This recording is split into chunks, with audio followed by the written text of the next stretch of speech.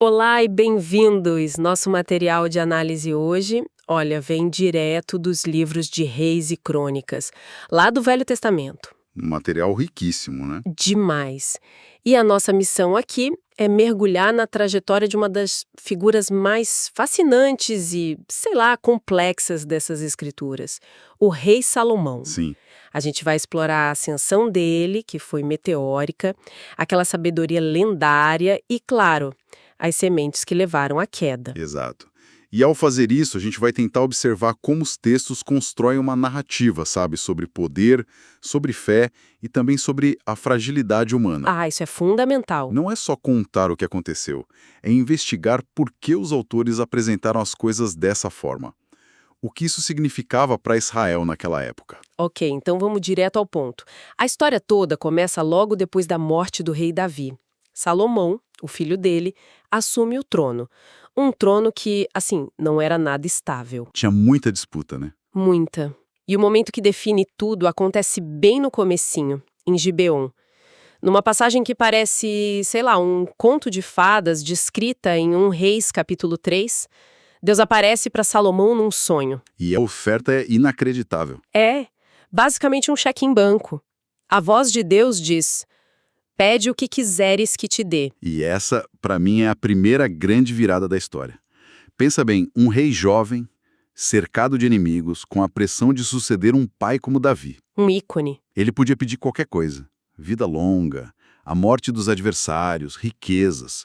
Seriam os pedidos mais óbvios para consolidar o poder. Totalmente. Mas ele não faz nada disso. Eu fico imaginando a pressão daquele momento, sabe? Deus te oferece o que você quiser e a sua resposta vai definir seu reinado. E o que ele pede? O coração compreensivo para julgar teu povo, para que prudentemente discirne entre o bem e o mal. Ele não pede poder, ele pede sabedoria. O que nos diz que ele, ou a narrativa sobre ele, entendia que a maior ameaça a um reino não vinha de fora. Vinha de dentro. Exato, da injustiça. Um reino sem justiça se corrói por dentro. É um pedido de um estadista, sabe? Não de um tirano. É de uma maturidade impressionante. E a narrativa deixa claro que Deus fica, assim, muito satisfeito com esse pedido. E aí ele dá não só a sabedoria, Mas dá também tudo que ele não pediu. as riquezas, a glória, tudo. Só que essa sabedoria precisava ser vista, né? Não adiantava ser sábio só na teoria, o povo precisava ver em ação. E aí que entra uma das cenas mais famosas de todos os tempos. O julgamento das duas mulheres e o bebê. Ah, essa cena é genial. É muito forte. Duas mulheres chegam, moram na mesma casa, as duas tiveram filhos, uma, de noite, sufoca o próprio filho sem querer. Um acidente trágico. E na escuridão ela troca o bebê morto pelo vivo. A outra mãe acorda e percebe a palavra de uma contra a outra sem testemunhas. Como resolver? E a solução de Salomão é, à primeira vista, brutal, aterrorizante. Ele pede uma espada.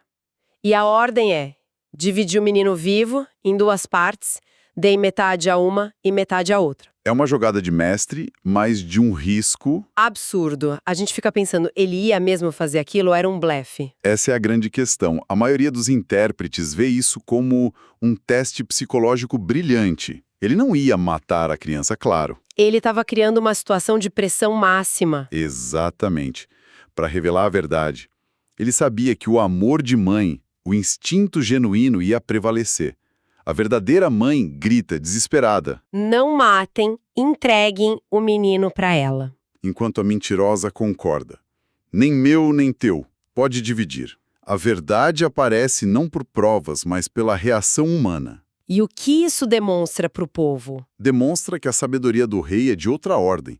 Não é uma justiça só de leis escritas. É uma capacidade quase divina de enxergar o coração das pessoas. O texto diz que todo Israel ouviu e temeu o rei, porque viram que havia nele a sabedoria de Deus. Pronto. Ali ele validou o dom divino e solidificou a autoridade dele. Essa validação, então, foi o alicerce de tudo. Mas como essa sabedoria que a gente viu num tribunal se traduziu na administração de um reino inteiro? Aí a gente entra na Era de Ouro de Israel. E a obra mais ambiciosa de todas, a construção do Templo de Jerusalém. O templo. Exato. E o templo não era só um prédio bonito. Para Israel, era a materialização da aliança com Deus. A narrativa dedica capítulos inteiros para descrever o luxo, a escala. Eu li que eles importaram as melhores madeiras, cedro do Líbano. Sim, e um detalhe fascinante é que as pedras foram talhadas lá na pedreira. No local da construção, não se ouvia som de martelo, de ferramenta nenhuma. Nossa, que incrível. Por quê? Para ser uma obra silenciosa, sagrada, como se estivesse crescendo por vontade divina. E a quantidade de ouro é uma coisa que a gente não consegue nem imaginar. O livro de Reis descreve que o interior era todo coberto de ouro puro. Altar, parede, chão. Tudo brilhava. E tinha os querubins também. O que eram exatamente os querubins? Eram figuras enormes de seres com asas, esculpidos em madeira de oliveira e folheados a ouro. Simbolizavam a presença e o trono de Deus. E eles ficavam no lugar mais sagrado do templo. O Santo dos Santos. Uma sala cúbica, perfeita, sem janelas. Era ali que a Arca da Aliança ficava. Para eles era o ponto de encontro literal entre o céu e a terra. Então, com essa obra e um reino próspero, a fama dele começa a se espalhar, né? Muito. É aí que surge outra figura lendária, a rainha de Sabá. Os textos dizem que ela veio para testá-lo com enigmas.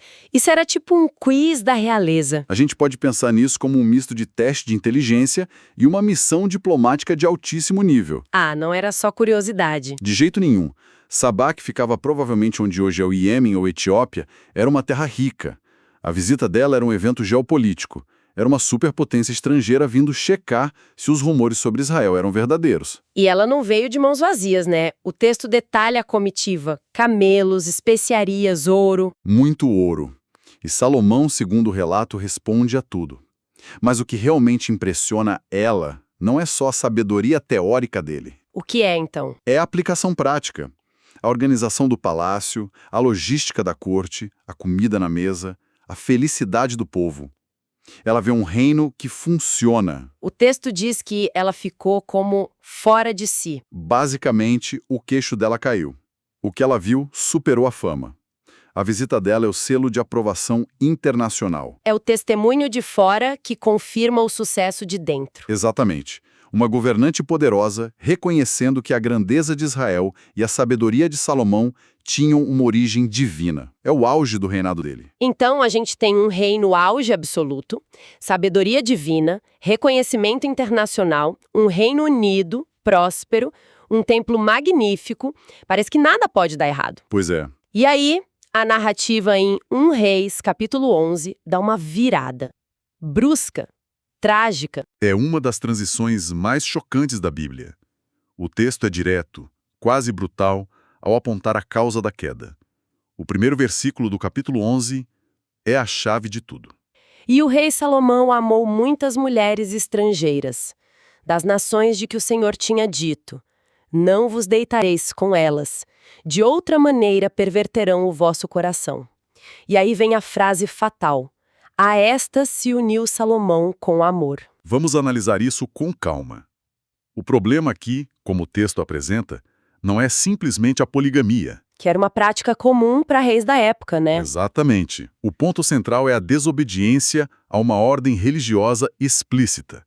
A lei proibia casamentos com mulheres de nações idólatras. A preocupação não era étnica, era teológica. A influência religiosa. Isso. O medo era que essas alianças importassem deusas e práticas estrangeiras para o coração de Israel, diluindo a fé no Deus único. E o texto diz que foi exatamente o que aconteceu. Na velhice dele, suas mulheres lhe perverteram o coração para seguir outros deuses. O mesmo coração que ele pediu para ser compreensivo, agora estava dividido. A narrativa é cruel nos detalhes. O mesmo homem que construiu o templo para Deus, agora constrói altares para outros deuses nos arredores de Jerusalém, para agradar as esposas. E os autores fazem questão de dar os nomes dos deuses. Sim, eles mencionam Quemos e Moloque, e esses nomes não são aleatórios, eles têm um peso. Um peso gigantesco. Moloque, em particular, é associado em outras partes das escrituras a rituais terríveis, incluindo o sacrifício de crianças. Nossa! Ao mencionar Moloque, a narrativa não está só dizendo que Salomão se tornou tolerante. Está gritando que ele se desviou para o que havia de mais abominável para a fé de Israel. É para chocar o leitor. E a consequência disso é inevitável. E vem da mesma fonte da grandeza dele. É a ironia trágica da história. Deus que apareceu 2 vezes e o abençoou, agora se indigna. A aliança que o elevou é a mesma que, uma vez quebrada, se torna a fonte da sua ruína. E a sentença é declarada. O reino seria rasgado. Exato. Não seria uma destruição total, por respeito à promessa feita a Davi. Uma tribo ficaria com a linhagem dele. Mas a unidade do reino, essa estava condenada. O homem mais sábio do mundo comete o erro mais fundamental. Ele morre depois de 40 anos de reinado e a profecia se cumpre quase que imediatamente. Com o filho dele, Roboão. A liderança desastrosa dele provoca a rebelião das tribos do norte e o reino se parte em 2. Israel e Judá. E essa divisão nunca mais seria revertida.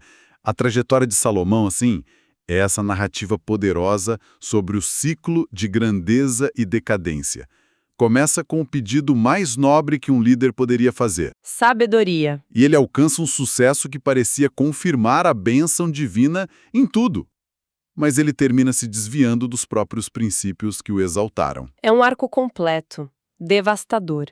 Da sabedoria que unificou e construiu uma nação. A divisão do coração que, no fim, levou à divisão literal do reino. Isso deixa a gente com uma reflexão final, né? Os textos apresentam a sabedoria como um dom. Algo que ele recebeu de Deus. Um momento específico, lá no sonho. Exato. Mas a história dele sugere algo mais complexo. A verdadeira sabedoria está só em receber o conhecimento do que é certo. Ou ela reside na disciplina contínua de aplicar esse conhecimento, dia após dia. Sim, especialmente quando se é confrontado com o poder, com o desejo, com as influências externas.